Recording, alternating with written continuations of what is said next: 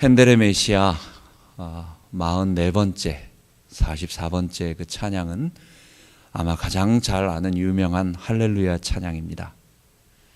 그 할렐루야 찬양은 요한계시록 11장 15절에 있는 구절을 가지고 이제 찬양을 만든 겁니다.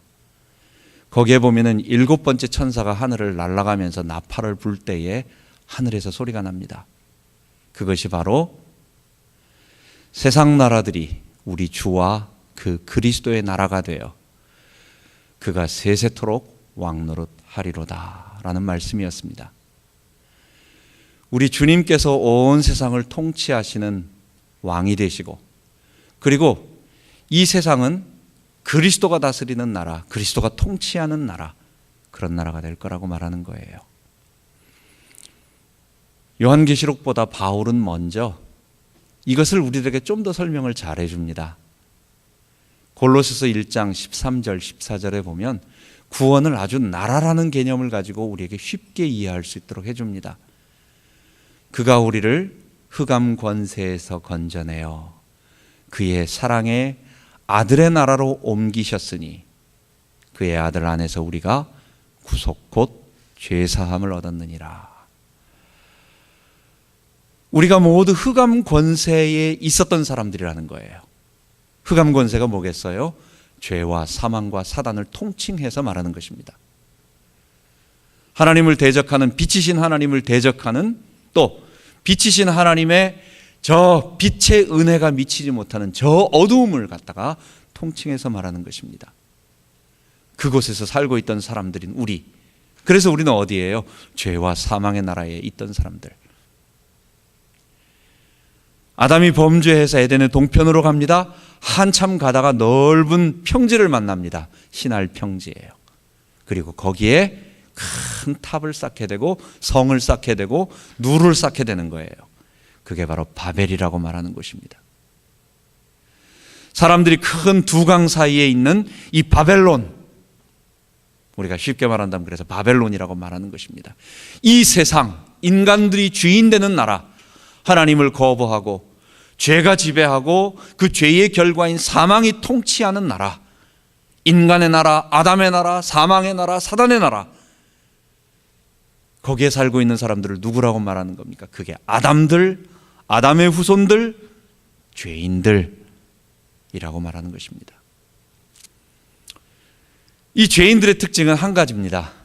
그게 바로 아담이 가지고 있었던 그 일을 하는 것입니다. 그것은 하나님을 대적하고, 하나님을 대적하는 건 사람들이 잘 모릅니다. 하나님 없이 그냥 살아가니까요. 그런데 그에게 나타나는 가장 큰 특징이 뭐냐? 자기 주인됨입니다. 모든 것을 나 중심으로 판단하고 모든 것을 나를 기준으로 해서 다른 것들을 다 나를 섬겨주는, 내가 하나님처럼 되고자 하는 본성, 자기 주인됨. 이게 죄의 나라, 사망의 나라, 인간의 나라의 특징입니다. 거기에 다가오는 그 삶은 주님께서 말씀하신 것처럼 사망입니다. 그런데 주님께서 바울을 통해서 또 우리에게 들려준 말씀, 그 흑암 권세에서 우리를 건져내요. 그러니까 거기서 빠져나왔다는 거예요. 거기 있으면 사망인데, 거기 있으면 우리가 생로병사, 거기에서 생은 빼버리고 늙고 병들고 죽고, 그죠? 육체의 썩음과 해체가 오는 당연한 수순, 누구도 거기서 빠져나갈 수가 없어요. 근데 그것과 함께 그렇게 살아가는 동안, 사는 동안 생존의 극심한 고통, 인간관계의 갈등, 정신과 마음의 고통과 이 디스오더로 인한 아픔, 그리고 알 수 없는 갑작스러운 사건과 사고로 인한 어려움들, 우리에게는 그런 것들이 끊임없이 다가오는 사망의 증상들, 현상들, 사망의 그림자들, 그늘이 우리에게 계속 있는 것입니다. 거기에서 우리를 그의 사랑의 아들의 나라로 건져주셨대요. 여러분, 그게 구원입니다. 그의 사랑의 아들의 나라, 주 예수의 나라입니다. 우리 주님이 통치하시는 나라입니다. 십자가에 달리신 예수님이 직접 통치하시는 나라, 그리고 그 십자가에 달리신 예수를 믿는 사람들을 하나님은 죄인의 반대로 뭐라고 부르시는 거예요? 의인이라고 부르시는 거예요. 근데 여기에 약간 차이가 있어요. 뭐냐면 완전한 의인이 아니고 의롭다 칭해 주신 의인, 의롭다 하셨다라는 것입니다. 그들을 예수의 피로 말미암아 의롭다 하시는, 그래서 의롭다 칭함 받은 의인인 것입니다. 이런 우리는 어떤 사람들입니까? 자기 주인됨에서, 지난 시간에 했던 것처럼 자기 주인됨에서 예수의 주되심으로 우리의 주권을 바꿔버린 사람. 여러분, 나라는 뭐가 나라입니까? 나라는 통치권자가 있고 왕이 있고 그를 섬기는 백성이 있는 이 관계가 나라의 관계입니다. 인간 나라의 주인은 인간이고 자기 자신입니다. 그런데 하나님 나라, 그리고 그 하나님이 주의 재림과 하나님의 심판 이전까지 아들의 권세로, 하나님 아들의 권세로 하늘과 땅의 모든 권세를 가지시고 하나님의 대권을 위임받고 지금 통치하시는 이 나라, 아들의 나라예요. 이 아들의 나라는 본질적으로 하나님의 나라와 같은 것입니다. 주 예수의 나라, 이 주 예수의 나라의 주인은 누굴까요? 인간이 아니고 우리를 위하여 피 흘리시고 그리고 우리를 위하여 부활하신 우리 주님이 우리의 왕이 되시고 우리의 주님이 되어 주시는 것입니다. 그래서 이 주 예수의 나라가 이제 점점 세상에 계속 퍼져갈 것을 이야기합니다. 비록 그 일은 더딜 것입니다. 그 일은 점점 어려울 수 있습니다. 그 일은 세상으로 퍼져가지만 많은 박해와 핍박이 우리들에게 다가올 것입니다. 그러나 그 중요한 내용, 모든 인간이 당하고 있는 이 죄 때문에 온 사망, 결국 하나님을 거부하고 자기 주인 되어 살아가는 그 인간들 삶에 나타나고 있는 이 사망은 우리 주 예수 그리스도의 보혈의 피로 정결케 되고 하나님의 의로 의로워지며 우리가 하나님의 백성이 될 때 생명을 얻게 된다라고 하는 이 진리가 결국은 모든 세상 사람들에게 증거되고 이 진리를 믿는 자들이 다 살아나게 될 것입니다. 부활절을 우리가 이제 한 3주 앞뒀습니다. 이제 다음 주, 그 다음 주, 한 2주 이제 있으면 우리가 부활주일입니다. 우리가 이 부활주일을 맞이하면서 이 하나님의 나라가 어떻게 확장되어 가는지, 그리고 이 주 예수의 나라가 생명으로 우리들에게 어떻게 오는지, 그래서 오늘은 지난주와 연결해서 예수의 주되심과 부활 생명이라는 제목으로 우리가 말씀을 나누고자 합니다. 사도행전은 자기 주인됨을 거부하고 예수의 주되심을 고백하는 사람들이 계속 그 말씀을 붙잡고 점점 확대되어져 나가는 그런 모습을 우리에게 보여줍니다. 그런데 이 사람들이 가지고 있었던 특징은 오늘 우리들의 모습과 조금 다른 부분이 있어요. 2000년 전에 예수님의 죽으심과 부활을 직접 보았거나 아니면 직접 귀로 들었거나 어쨌든 자기 친척이 그걸 봤거나 굉장히 가까운 데 있었던 사람들이니까 아마 그걸 더 생생하게 받았을 수 있을지는 몰라요. 그런데 중요한 것은 이 사람들에게 있어서 특히 복음을 전하고 있는 이 제자들과 초대교회의 신앙의 모습 속에서 이 주 예수의 나라의 백성들 속에서는 뭐가 있느냐? 그들 속에는 하나님의 능력, 그들 속에는 이 하나님의 생명이 계속 역사하고 있는 부활이라고 하는 것이 그들에게 있는 거예요. 오늘 본문에 보면 사도행전 먼저 2장에 보면 바울이 베드로가 오순절 마가다락방에서 성령을 체험하면서 사람들에게 복음을 전합니다. 복음을 전할 때 어떤 역사가 있었습니까? 거기에 큰 역사가 일어나면서 복음 전할 때에 너희들이 십자가에 못 박아 죽인 이 예수를, 앞부분부터 구약의 예언, 그 다음에 방언의 증거에 대한 구약의 요엘서 2장 28절, 그 다음에 방언의 증언들, 그리고 이것이 말세에 일어난 일이라고 말했고 말세에 하나님께서 다윗을 통해서 우리에게 예언해 주신 것이 하나님이 그리스도를 부활시킬 거라는 것을 말했고, 그리고 그 부활하신 그리스도가 너희들에게 이 성령을 물붓듯 부어주셨다라고 말하면서 마지막으로 그들이 하는 얘기가 있어요. 그게 뭐냐? 너희가 십자가에 못 박아 죽인 이 예수를 하나님이 주와 그리스도가 되게 하셨느니라. 우리 주님이 부활하셨다는 거예요. 여러분, 부활이 강조되고 있습니다. 3장에 안진뱅이를 일으키고 나서 사람들이 5,000명이나 돌아옵니다. 돌아오고 난 다음에 사람들이 막 당황해가지고 대제사장 서기관들이 막 베드로와 요한을 협박할 때 베드로와 요한이 그들 앞에서 뭐라고 말합니까? 우리는 하나님 앞에 증인이라. 십자가에 못 박힌 이 예수가, 그리고 부활하신 이 예수가 이 안진뱅이를 일으켰다. 부활하신 주 예수가 이 안진뱅이를 일으켰다. 5장에 그 역사가 점점 더 커지니까 이제는 산헤드린 공회가 그 사도들을 갖다가 못하게 하니까 베드로가 그들 앞에서 담대하게 말합니다. 오늘 읽은 본문이에요. 뭡니까? 하나님이 그 그리스도를 죽은 자 가운데서 살리시고 그 살리신 그 그리스도가 우리의 죄 사함을 얻게 하기 위해서 부활하시고 그분이 바로 우리의 구주로 삼으셨다고, 하나님이 그를 우리의 구주로 삼으셨다고 또 부활을 증거합니다.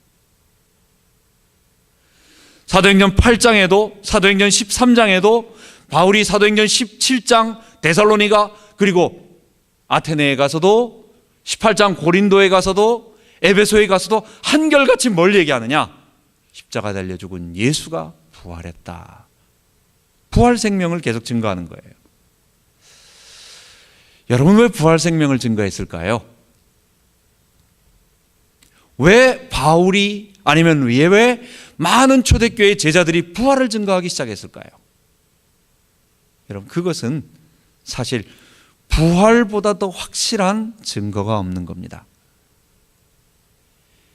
예수님이 십자가에서 죽으시고 예수님이 십자가에서 우리 죄를 다 용서하신 하나님의 대속제물이셨고, 예수님을 믿으면 구원받고 예수님을 믿으면 생명 얻고, 여러분, 근데 십자가에 달려 죽으시면은 그거는 믿는 우리에게는 역사가 일어나지만 일반 사람들에게는 보이는 게 아니에요. 그건 증거가 되질 못해요. 그거는 보이지 않는 영적 세계에서 일어난 일이고, 그것은 사람들의 마음속에 성령 받은 사람들에게 증거되어지고 체험되어지는 것이지만 일반 불신자들에게는 글쎄 말이야, 그게 그런 얘기인가? 십자가에 달려 죽은 예수, 아니 예수 말고 그 당시에 많은 사람도 죽었는데, 아니 그 옆에 또 예수와 함께 죽었던 또 강도도 있었지 않느냐? 우리 소설 거기에 보면 스파르타카스 같은 경우에는 로마의 반란을 일으킨 검투사와 함께 모든 사람들이 다 십자가에 죽지 않았느냐? 아니 십자가에 달려 죽은 사람이 한 사람인가? 수많은 사람들이 죽었는데 왜 예수만 우리 죄를 위해 죽었고 하나님의 죽으심이고 그 죽음을 믿을 때 우리가 구원받고, 이런 근거가 어디 있느냐라고 말할 수 있는 거예요. 여러분, 왜 사도와 제자들이 담대하게 나가서 부활을 증거했느냐? 물론 부활만 증거는 아닙니다. 부활만 증거했다면 뭐가 되겠어요? 어떤 사람이 잠깐 병들었다가 탁 살아났다, 그래서 나 살아났다라고 막 하고 돌아다니는 그냥 기적의 하나에 불과한 거예요. 그런 부활을 말하는 게 아니에요. 단순히 예수가 능력이 많아서 안진뱅이를 일으키고 병자를 고치고 무리를 걷고 5,000명을 먹이고 그러면서 또 한 번의 기적을 베풀었다라는 이런 기적을 말하는 게 부활이 아니에요. 부활은 뭐냐? 예수께서 이전에 하셨던 모든 말씀과 함께 그 가장 핵심적인 말씀, 마가복음 10장 45절, 인자가 온 것은 섬김을 받으려 함이 아니오 자기 목숨을 많은 사람의 대속물로 주려고. 예수께서 죽으심은, 십자가에서 피 흘려 죽으심은 자기 죄 때문에 죽으신 것이 아니라 우리 모든 사람들의 죄를 담당하시고, 그 죄가 뭐였어요? 다 자기 주인 되어서 왕처럼 하나님처럼 살아가는 사람들. 그것에 대한 결과가 뭡니까? 하나님이 없이, 나는 하나님 없이도 내가 주인 돼서 살 수 있다, 내가 하나님이다라고 선언을 하고, 하나님과 분리 선언을 하고 하나님을 등 돌려서 갔던 사람들, 그래서 하나님이 그럼 너 한번 살아봐라라고 내보내시니까 그 결과가 그의 삶의 전 영역에서 나타나는 거예요.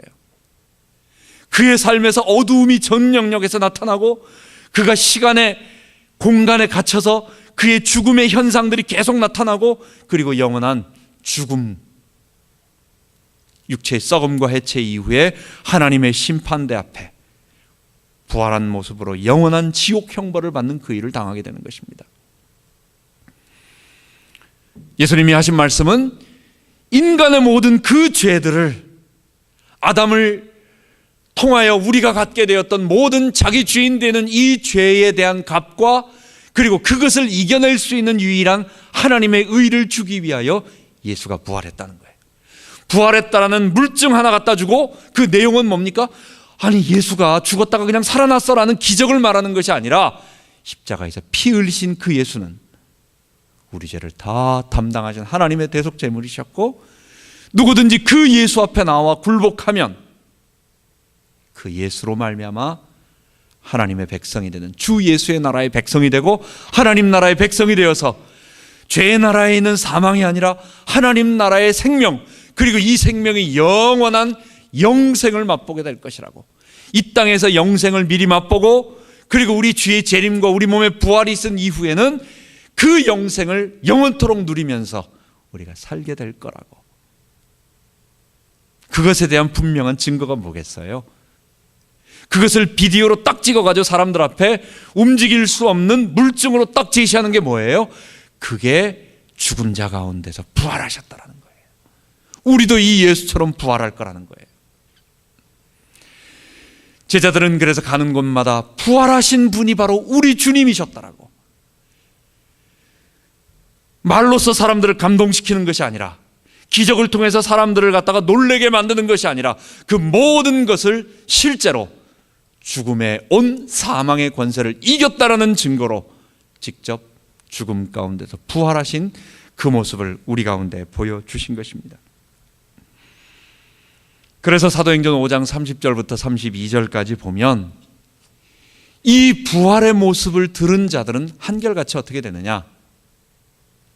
그 예수님 앞에 나와 무릎을 꿇고 회개하고 자기 주인됨을 내어버리고 예수의 주되심을 고백하는 것입니다.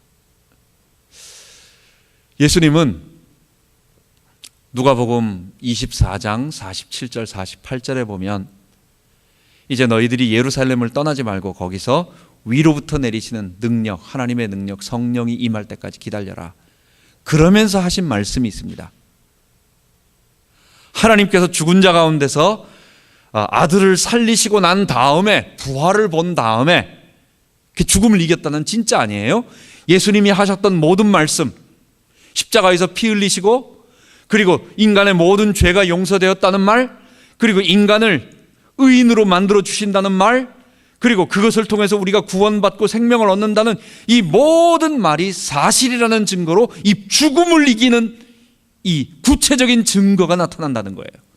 그리고 나서부터 어떤 일이 벌어지느냐? 죄 사함을 얻게 하는 회개가 예루살렘으로부터 온 세계에 증거될 거라고 말합니다. 사도행전 11장 18절에는 이것을 다른 말로 생명을 얻게 하는 회개라고 말하는 것입니다. 죄 사함을 얻게 하는 회개, 생명을 얻게 하는 회개. 결국 회개라는 것은 뭡니까? 회개라는 것은 내가 이전에 잘못했다.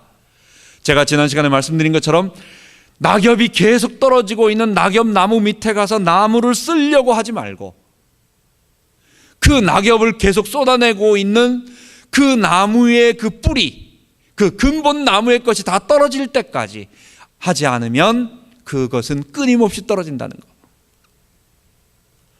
여러분, 우리에게 있는 죄의 여러 가지 결과들로 인해서 일어나고 있는 나쁜 여러 가지 자범죄들이라고 하는 범죄 행위들, 허물들, 범과들, 성경이 말하는 그런 모든 것들은 결국은 어디에서 온 것입니까?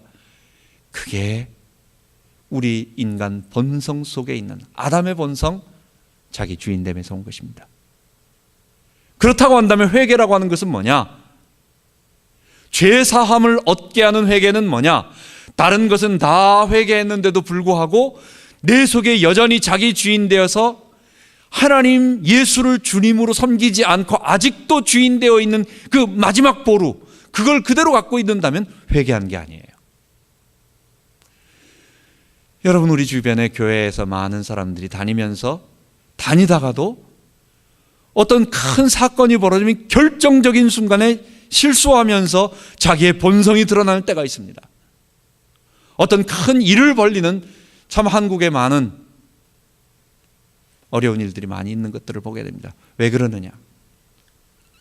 그게 바로 근본적인 내 속에 내가 아담입니다 라고 하는 나의 자기중심적인 죄를 회개하지 않고, 그러니 여전히 구원의 열매들 속에 거하면서 조금씩은 맛보지만, 그러나 근본적으로 포도나무 그 진액에서부터 나오는 그 생명의 열매들의 것들을 제대로 맛보지 못하는 거예요.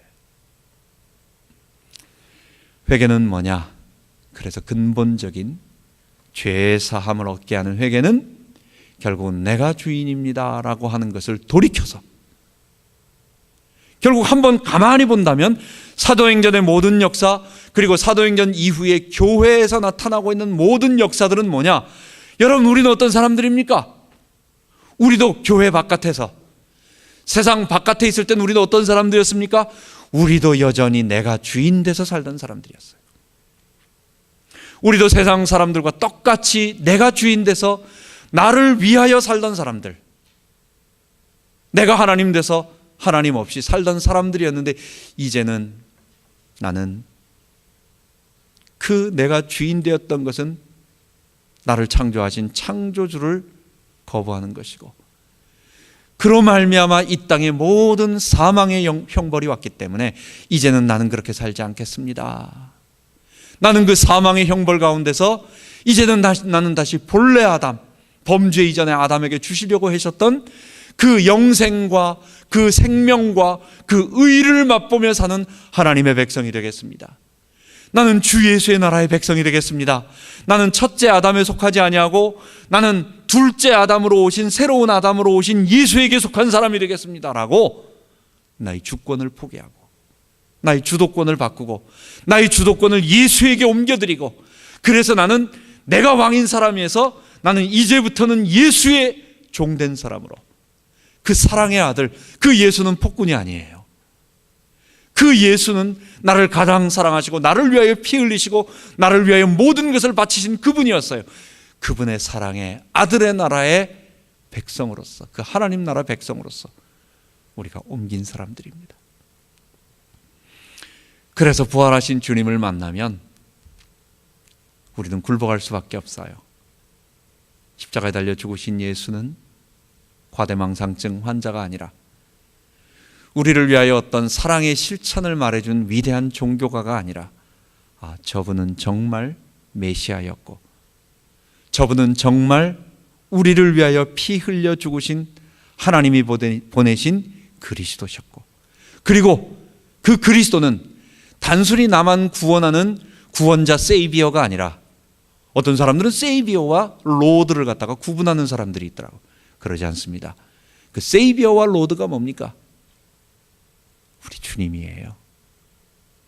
예수님이 내 안에 들어오셔서 나만 구원해주고 나를 여전히 내 마음 보좌의 중심에 앉아가지고 예수님은 나를 구원해주는 하나의 도구로 생각하는 것이 아니라, 예수님을 나의 구원자, 나의 왕으로 모셔드릴 때, 나의 주권자로 모셔드릴 때, 나의 주님으로 모셔드릴 때, 그때 구원이 임하고 나의 주인됨이라고 하는 이 죄가 없어지게 되는 것입니다. 그게 용서받게 되는 것입니다. 하나님이 우리의 죄를 용서하시는 것은 바로 우리의 굴복됨, 그 자기 주인됨을 굴복할 때 그 이전의 모든 우리가 저질렀던 것과, 그리고 이제는 내가 주인 돼서 살지 않고 하나님의 영, 성령, 하나님의 의, 그 그리스도의 부활 생명에 힘입어 살겠습니다 라고 하는 그 사람에게 그때서부터 함께 하시는 생명의 축복을 주시는 것입니다. 그래서 우리는 예수의 주되심을 한번 고백해 봐야 되겠습니다. 예수님은 우리의 바로 주님이십니다. 우리는 이것을 한 5가지로 생각해 볼 수가 있어요. 예수의 주되심이라고 하는 것은 우리는 뭘 얘기할까요? 첫 번째, 부활하신 예수님이 바로 나의 주인됨을, 그것은 부활하신 주님이 주님이시고, 그리고 나는 주인이 아닙니다 라고 하는 자기 주인됨을 포기하는 것입니다. 예수님을 주님으로 고백한다. 말씀드리는 것처럼, 좀 전에 말씀드린 것처럼 사람들이 자꾸만 예수님을 어떤 도구로, 여전히 내가 필요한 것을 채우는 필요자로, 그래서 세이비어의 한 도구 하나로 나를 구원해주는 좋은, 내게 유익한 존재, 이게 뭘까요? 좀 세게 말하면 이게 우상인 것입니다. 내 필요한 것을 공급해주고 내 좋은 것들만 해주고 나는 통치하지 않고 내가 할 수 있는 것들, 내가 원하는 것들, 내가 필요한 것들은 나에게 아무 소리 안 해주고 내가 원하는 대로 다 해주고. 여러분, 아이들의 가장 로망이란 표현이 좋을까요? 가장 원하는 건 뭡니까? 엄마 딴 얘기 하지 말고 내가 원하는 것 좀 다 해줬으면 좋겠어. 내가 달라고 하는 것 다 주고, 사달라는 것 다 사주고, 먹을 거 다 사주고, 내가 공부할 거 공부하고 싶으면 하고 안 해도 되고, 그래도 칭찬하고. 아이들의 모습은 그거죠. 그런데 그렇게 놔두면 어떻게 됩니까? 애가 스포일 되는 거예요. 아이를 버리는 거예요. 그거 뭡니까? 우리 죄입니다. 우리 속에 있는 이 자기중심적인 그것이 우리 속에서 예수님도 그것을 주는 하나의 도구로, 죽은 우상으로 섬기기 쉬운데, 그게 아니라 제일 핵심적인 거, 예수를 주로 고백한다는 제일 첫 번째 단계는 뭐냐? 나의 주인됨을 포기하는 거예요. 그것은 언제 가능하냐? 부활하신 예수님을 만날 때, 저분이 정말 왕이셨구나. 저분이 정말 부활하셨구나. 저분이 그냥 어려서부터 우리 부모님이 말해줬기 때문에, 아니면 어려서부터 그렇게 배웠기 때문에, 또 그냥 2000년 전에 그러셨나 보다라고 그냥 당연히 여기는 것이 아니라, 정말 인류 가운데 단 한 분, 그분이 부활하셨다는 사실은 그분이 정말 우리 죄를 위하여 죽으신 하나님이 보내신 그리스도, 그리고 그분이 정말 우리의 주님이라고 하는 그것을 입증하는 거구나. 그 앞에 굴복하고 그때 비로소 나의 주인됨을 포기하는 거예요. 사람들은 손에 쥐고 있는 것을 놓기 힘듭니다. 여러분, 아이들일수록 손에 있는 걸 놓기 힘들어요. 근데 이것을 놓게 하는 방법이 있어요. 내가 꼭 쥐고 있는 걸 놓게 하는 방법이 있어요. 그게 뭘까요? 때리거나 또는 막 웃게 하거나 하는 게 아니라 더 좋은 거를 주면 내 거를 놓고 그거를 받아들입니다. 부활하신 주님, 내가 주인 되는 것보다도 부활하신 주님의 백성으로서 그분의 통치함을 받는, 이것은 내가 판단하고 계산해 보니까 부활하신 주님을 내가 그분의 백성 되는 게 더 좋겠네라는 것이 아니라, 그 주님 앞에 굴복되고 보니까, 십자가에 달려 죽으신, 그리고 그 부활하신 주님을 보니까 굴복되는 거예요. 이분이 정말 하나님이시고 나의 주님이시고 나를 위하여 피 흘리신 분이시고, 그러면 그때 내가 그렇게 놓고 싶지 않았던 우리 자신, 우리는 평생 우리 마음속에 예수를 영접하고 살아도 어떨 때는 잊어버려요, 자꾸만. 그래서 어느 날 내가 주인 돼서 살아가는 모습, 이게 평생 죄와 싸운다는 거예요. 구원받은 우리도 끝까지 죄와 싸우며 주님 오실 때까지 이 싸움은, 죄와 전쟁은 끝이 없다라는 것은 나의 주인됨. 목사도 마찬가지고 장로님도 마찬가지고 우리 모두는 끊임없이 그 죄와의 싸움, 나 자신과의 싸움, 옛 자아와의 싸움, 옛 아담적 이 본성과의 싸움, 그것입니다. 그런데 언제? 부활하신 주님 앞에 굴복할 때 우리는 그것을 완전히 포기하게 되는 것입니다. 두 번째, 예수님을 고백하면 우리는 어떤 일이 벌어지냐면요, 여러분, 우리가 마지막 날에 다 부활할 것입니다. 이것보다 소중한 일이 없습니다. 우리의 마지막은 이미 결정되어 있습니다. 우리의 마지막은 결론이 다 나 있어요. 저는 아침 우리 아이들하고 항상 얘기할 때, 아이들은 풋볼 할 때나 야구할 때 같이 보자고 합니다. 그래서 저는 아침에 일어나서 밤늦게 보지 말고 그 가슴 졸이면서 서너 시간 앉아서 보냐, 아침에 그 뉴스 시간에 아주 핵심적인 것만 보여주니까 그거 보자, 저는 이렇게 얘기를 하죠.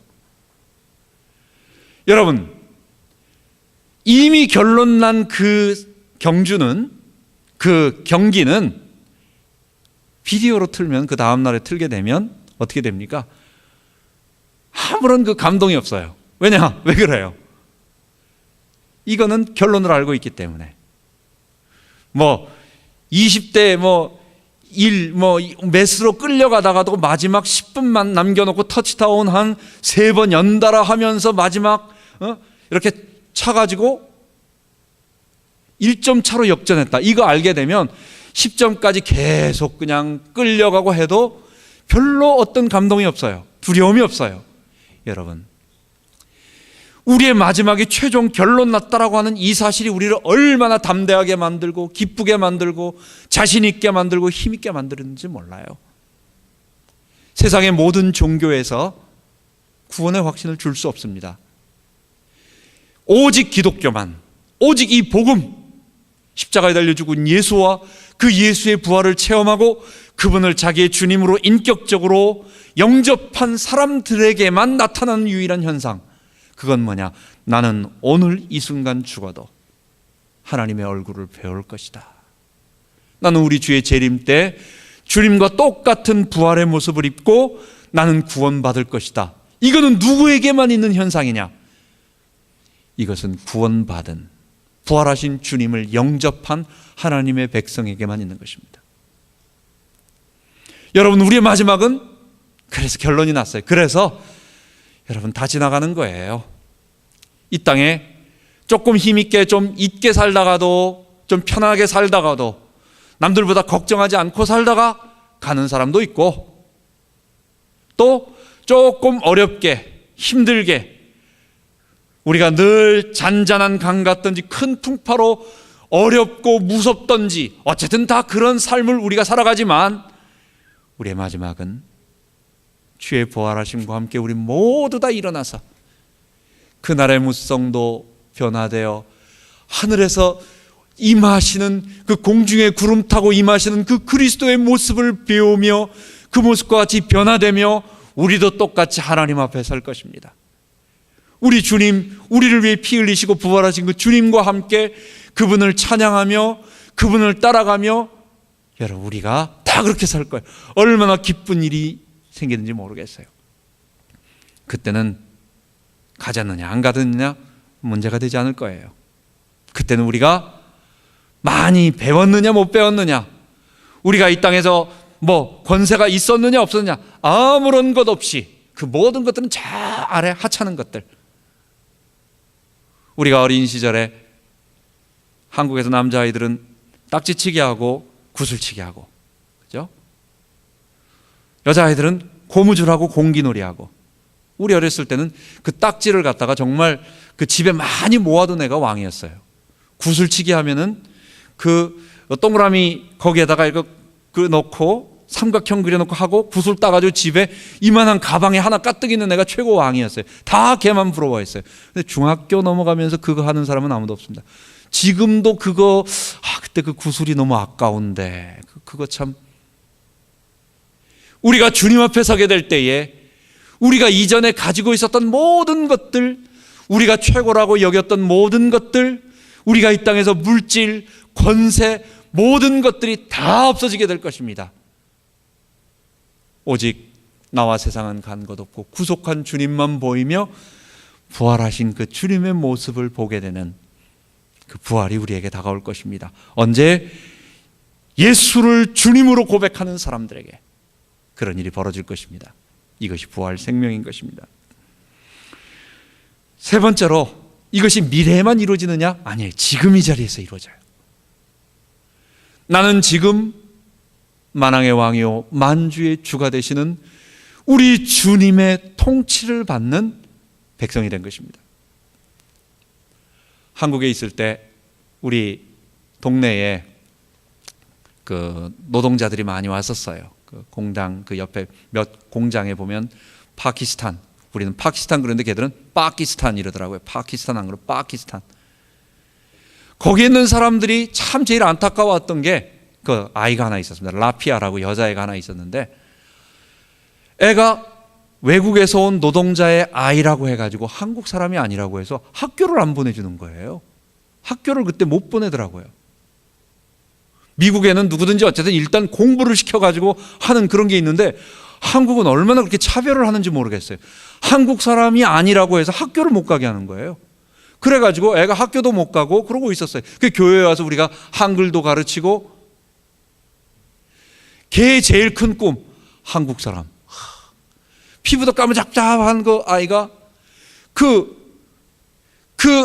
백성 통치함, 그 나라 백성, 우리야 뭐 한국 사람이라는 게 뭐 대단합니까? 별겁니까? 그냥 거기서 태어나가지고 사니까 뭐 그냥 그런 거죠 뭐. 근데 그것 아닌 사람들에게는 얼마나 크게 어려운 일인지 몰라요. 여러분, 지금 이 자리에 만왕의 왕이요 만주의 주가 되시는 그 하나님의 통치, 하나님이 우리에게 명령만 내리십니까? 그런 건 아니라고요. 그 왕은 우리를 보호하고, 왕은 외부의 침입으로부터 우리가 공경에 처해 있을 때 우리를 보호하고 우리를 먹을 수 있도록 모든 것을 공급하며 보호하며 인도하며 이끌어가는 걸, 이걸 통치한다고 말하는 거예요. 하나님의 백성이 뭡니까? 미래의 영원한 하나님의 백성으로서 우리가 무성도 변화될 때 다 변화돼서 천국에 같이 임하지만 지금 이 자리에서 그 하나님의 통치를 직접 맛보는 것입니다. 예수를 주로 고백하는 것, 예수님을 나의 주님으로 고백하는 것은 지금 이 자리에서 그 주님의 통치를 맛볼 수 있는 것을 말하는 것입니다. 네 번째로 예수를 주님으로 고백한다는 것은 우리의 가치관 그리고 우리의 삶의 목표, 모든 것이 바꿔지게 된 것입니다. 사람의 목표는 그 사람의 가치관에서 나옵니다. 나는 내 인생을 왜 살고 어떻게 살아야 될 것인가라는 것, 그 삶의 목표라고 하는 것은 내 주인을 바꿔서 내가 그 예수 앞에 굴복하고 나면 그 다음에 바뀌는 거예요. 그 전에는 안 바뀌어요. 그 전에는 모든 것이 결국은 어떤 여러 가지 것들도 다 자기의 것이에요. 자기를 위해서, 나를 위해서 사는 것입니다. 그런데 예수를 주님으로 고백하는 하나님의 백성이 되고 부활 생명을 맛보면, 정말 그 부활 생명이 내게 임하면 이 사람은 자기의 가치관, 인생관이 그리스도와 그의 나라를 위하여, 우리를 위하여 피 흘리신 예수와 그 예수의 나라를 위하여, 그럼 뭘 할 거냐라고 하는 건 달라지는 얘기입니다.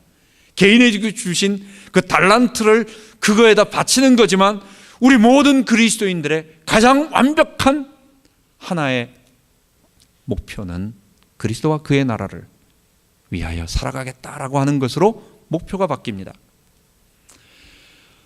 여러분, 우리나라에 와서 복음을 전해주고, 아니면 이전에 그 어려웠던 중세 이전 초대교회 박해, 중세교회의 그 타락 속에서도 믿음을 지켜오고, 그 근세교회의 이 종교개혁 시대에도 또 많은 캐톨릭으로부터의 핍박을 당하고 자유주의를 거쳐서 공산주의의 고통 속에서의 믿음을 지켜오면서 살아왔던 사람들, 아마 기독교가 그래도 좀 한숨 돌리고 이제야 조금 남에게 눈치 안 보면서 그래도 이렇게 할 수 있는 시대는 그렇게 오래되지 않았어요.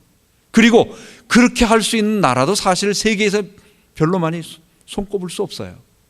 지금도 예수 이름을 함부로 부를 수 없고, 그 이름을 부를 때 직접적인 신체의 위협이라든지 아니면 국가의 탄압이 오는 사람들이 얼마나 많은지 몰라요. 그런데 그 당시에 어렵게 살아갔던 사람들, 그들이 전도를 많이 했느냐 못했느냐, 어떤 열매를 얻어가지고 교회를 크게 했느냐, 아니면 어떤 큰 성과를 만들었느냐, 다 이게 자본주의, 우리가 거기에 성과 위주의, 이게 교회를 갖다가 보험회사처럼 생각하는 사람들의 어떠한 성과 위주의 그것으로 말미암아 평가하는 거예요. 우리나라에 복음을 전했던 토마스 선교사, 복음 한 번 못 전하고 성경책 하나 남겨주고 그의 젊은 26살에 죽었잖아요. 많은 선교사들이 그들의 목숨을 아낌없이 다 죽이면서까지, 버리면서까지 갔는데 그들은 뭐 때문에? 내가 실패했어. 내가 더 많이 전도하고 내 전도한 열매들을 많이 이렇게 했어야 되는 건데, 내가 교회를 위하여 크게 어떤 열매를 맺었어야 되는, 이런 건 아무것도 없는 겁니다. 주님께서 가야 할 때에 그 자리에서 죽기를 원하신다면, 그것이 그 당시에 그에게 맡겨진 일이라고 한다면 묵묵하게 그렇게 하고 가는 것입니다. 그리고 그 열매는 하나님이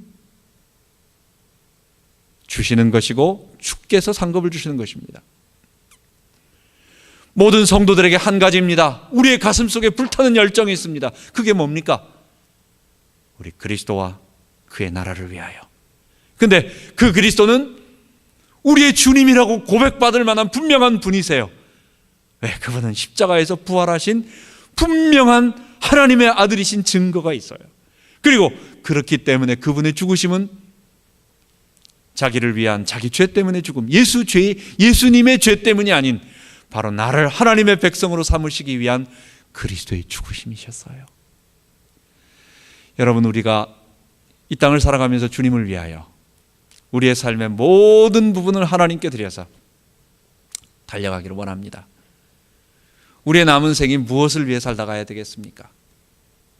사실 하나님의 나라, 그리스도의 나라, 자기 주인됨을 포기하고 예수의 주되심을 이야기하는 사람들, 내가 먼저 그 사람이 되고 또 그런 사람들을 만들어내고, 또 우리의 가정이 그런 가정이 되어서 그런 하나님의 나라가 이루어져가는 그 과정들, 흑암 권세에서 건져내어 그의 사랑의 아들의 나라로 옮기셨으니 그의 아들 안에서 죄사함, 구속 곧 죄사함을 얻었다라고 하는 이 복음의 진리를 온 세상에 선포하고, 근데 그게 뭐예요? 언제? 십자가 앞에 나와 무릎 꿇고 자기의 주인됨을 회개하고 예수의 주되심을 고백할 때, 그때 우리에게도 부활 생명이 이룬다는 것, 그 일을 위하여 하나님이 우리에게 주신 일들을 묵묵하게 우리의 있는 자리에서 감당하는 것입니다. 여러분, 우리가 답답해하고 또는 우리가 불평하는 것, 뭐 때문에 불평하는 것입니까? 내가 원하는 일이 안 이루어져서 불평하는 것입니까? 아니면 하나님이 원하시는 일이 안 이루어져서 불평하는 것입니까? 여러분, 내 고민, 내 불평, 내 걱정, 심지어 주의 일 할 때도 마찬가지입니다. 내가 왜 불평하고 왜 그러죠? 그거는 하나님께서 하시는 일이 아니라 내가 하는 일이기 때문에. 교회도 마찬가지입니다. 마지막으로 5번째는 이 시대의 교회가 불신 세상에게 줄 수 있는 내용은 결국은 부활 생명밖에 없습니다. 예수를 주로 고백하는 사람들에게 임하는 생명, 우리 속에 임하는 생명, 우리가 이 땅 살아가면서 얻어지는 우리의 생명. 우리 어렸을 때는 재미있는 게 없었습니다. 그래서 주일학교 가면 그래도 사람들하고 모이고 재미있었어요. 제가 아주 어렸을 때는 환등기라고 해가지고 슬라이드, 아주 어렸을 때, 아마 내가 초등학교 1, 2학년 정도로 생각이 됩니다. 그때는 환등기, 교회 안에서 다윗과 골리앗 환등기를 본 생각이 나요. 대단했죠. 텔레비전이 거의 없었던 시대니까. 교회 가서 그것 보여주는 시대. 저희가 낙도 전도 여행 대학교 때 갔을 때, 우리가 갔을 때 제일 많이 했던 건 뭐냐? 그거는 영화 필름, 등사기 빌려가가지고 영화 빌려줄 때 모든 동네 아이들 그리고 마을 사람들까지 다 모여들었어요. 저쪽 전라도 그 해안가에 우리 능산도, 하의도, 뭐 서거차도, 그쪽은 저는 안 가는, 그러니까 능산도, 하의도 그쪽으로 해가지고 제가 갔을 때, 그때도 이 테이프 하나면 마을 사람들이 다 모였어요. 교회가 재밌었어요. 여름 성경학교 한다고 해가지고 북치고 마을 한 바퀴 뛰두르고 돌면 그래도 애들이 재밌다고 해가지고 모여들어가지고 거기서 그림 그리게 하고 반에서 시상 받고 또 연극 대회 하고 그래가지고 상 받고 이런다고 애들이 왔어요. 근데 지금은 안 와요. 지금은 바깥에가 더 재밌어요. 지금 누가 환등기 보여준다고 한다면 집에서 스마트폰으로 동영상 보고 있는 애들인데, 애들이 무슨 환등기 그 슬라이드를 봅니까? 여러분, 풍요롭습니다. 물론 아주 어려운 생활을 하는 쪽에도 있겠지만 우리 교회가 세상 사람들에게 저들에게 예수를 갖다가 증거하고 그들이 그래 예수 한번 믿어볼까라고 그들의 고개를 돌리도록 만들 수 있는 유일한 것은 뭐냐? 그들에게 없는 게 하나 딱 있어요. 그들은 죄 가운데 있어서 사망의 고통이 있습니다. 아무리 많이 먹어도, 아무리 많이 가져도, 아무리 높은 자리에 있어도 채워지지 않는 그들의 것, 그게 뭡니까? 죄가 가져다 준 사망이에요. 이 사망을 깨트리는 방법, 그리고 그 사망을 이긴 사람들이 체험하고 있는 증거들, 우리들의 삶의 모습들. 예수 잘 믿으면 행복합니다.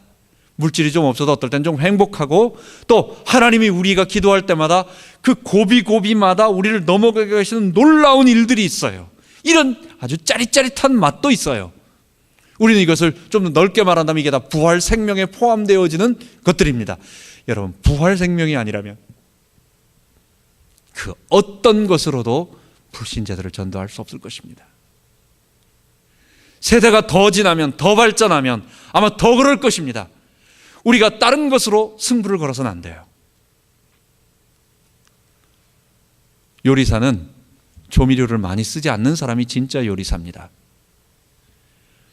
조미료를 많이 넣는다는 얘기가 뭡니까? 원소스의 맛에 자신이 없다는 얘기입니다.